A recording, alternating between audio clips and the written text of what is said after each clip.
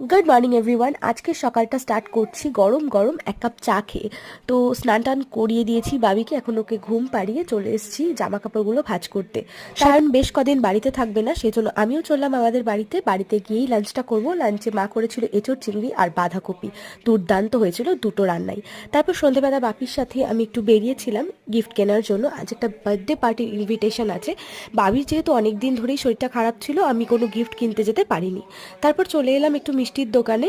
তো কি নেবো নেবো ভাবতে ভাবতে একটু মায়ের জন্য সিঙ্গারা নিলাম। বাড়িতে এসে মা আর বাপির জন্য চা করলাম আর আমার জন্য বানালাম কফি।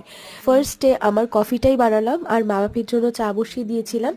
আর আরেক দিকে বাবির জন্য ফ্লাস্কে জল ফুটিয়ে রেখে দিলাম। দেন আমি রেডি হয়ে গেছি বার্থডে পার্টিতে যাবো বলে। আর আজকে আমি পরে নিয়েছি এই উলেন বডিকনটা, যেটা আমার 3 বছর আগেই কেনা ছিল। মিন্ত্রা থেকে চলে এসছে আমার একটা পার্সেল। তো এই দুটো জিনিস নিয়েছিলাম, ডিটেলস ভিডিও তোমাদের সাথে পরে শেয়ার